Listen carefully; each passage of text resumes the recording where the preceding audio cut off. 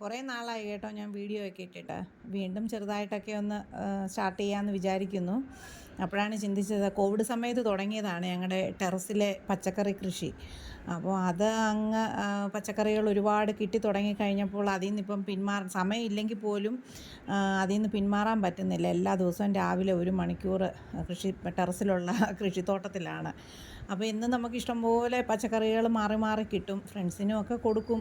എന്നാൽ പോലും എല്ലാ ദിവസവും മിച്ചം ഉണ്ടാവും. അപ്പോൾ ഞാൻ എങ്ങനെയാണ് ഇതൊക്കെ സൂക്ഷിച്ച് സ്റ്റോർ ചെയ്ത് വെക്കുന്നതെന്നുള്ളത് ആണ് ഇന്നത്തെ വീഡിയോയിൽ ഉൾപ്പെടുത്തിയിരിക്കുന്നത്. ഞാനിതുപോലെ കുറേശ്ശെ കിട്ടുന്ന പച്ചക്കറികളെല്ലാം അന്ന് തന്നെ അരിഞ്ഞ് ഇതുപോലുള്ള ഓരോ കണ്ടെയ്നറിനകത്താക്കിയിട്ട് ഫ്രീസറിൽ സൂക്ഷിക്കുകയാണ് ചെയ്യുന്നത്. അപ്പം ചിലരൊക്കെ ചിന്തിച്ചേക്കാം, ഫ്രീസറിൽ സൂക്ഷിക്കുമ്പം നമുക്ക് ഫ്രഷായിട്ട് കഴിക്കാൻ പറ്റുമോ, ഫ്രഷായിട്ടുള്ള പച്ചക്കറിയാണോ കിട്ടുന്നതെന്നൊക്കെ. ഞാൻ ചിന്തിക്കുന്നത് വേറൊന്നുമല്ല, നമ്മൾ ഈ കടയിൽ പോയി വിഷമടിച്ച പച്ചക്കറി മേടിക്കുന്നതിനെക്കാട്ടി നല്ലത് നമ്മുടെ വീട്ടിൽ നിന്ന് കിട്ടുന്നത്. ഇപ്പോൾ ഒരു 10 ദിവസം ഫ്രിഡ്ജിൽ വെച്ചിരുന്നാൽ എന്താ കുഴപ്പം? എനിക്കങ്ങനെ മോശമായിട്ടൊന്നും തോന്നിയില്ല. നമ്മളിതെടുത്ത് കറി വെക്കുന്നതിന് മുമ്പ് എടുത്ത് പുറത്ത് വെച്ച് കഴിഞ്ഞിട്ട് തോരനും മെഴുക്കുവരട്ടിയൊക്കെ വെക്കുമ്പം നല്ല ഫ്രഷായിട്ട് തന്നെയാണ് കിട്ടുന്നത്.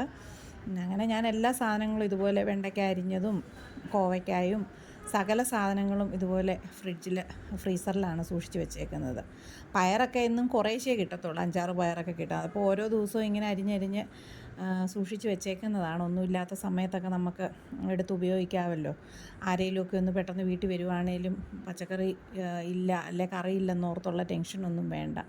അതുപോലെ ഒത്തിരി കിട്ടിയായിരുന്നു. ഇപ്പം ഞാൻ കാണിച്ചത് ഈ പീച്ചിക്ക എന്ന് പറയുന്ന സാധനമാണ്. ഇതിപ്പം പയർ മെഴുക്ക് പുരട്ടിക്ക് വെച്ചേക്കുന്നതാണ്. എല്ലാം ഏതിനാണോ വേണ്ട, തോരനും മെഴുക്ക് പുരട്ടിക്കും എല്ലാം ഇങ്ങനെ അതിൻ്റേതായിട്ടുള്ള രീതിയിൽ അങ്ങ് അരിഞ്ഞു വെക്കുകയാണ് പതിവ്.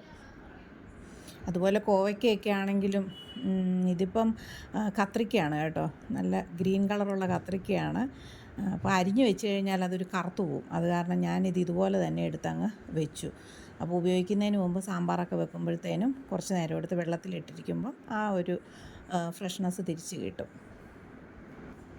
അപ്പോൾ എല്ലാവർക്കും ഈ വീഡിയോ ഉപകാരപ്പെടുന്നു എന്ന് വിചാരിക്കുന്നു. കുറച്ച് സ്ഥലമുള്ളവരാണെങ്കിലും ചട്ടിയിലാണെങ്കിലും നമുക്ക് എന്തെങ്കിലുമൊക്കെ ചെയ്യാൻ പറ്റുന്ന പച്ചക്കറി ഒക്കെ വെച്ച് നമ്മുടെ ആവശ്യത്തിന് അവനവൻ തന്നെ ചെയ്തെടുക്കാം.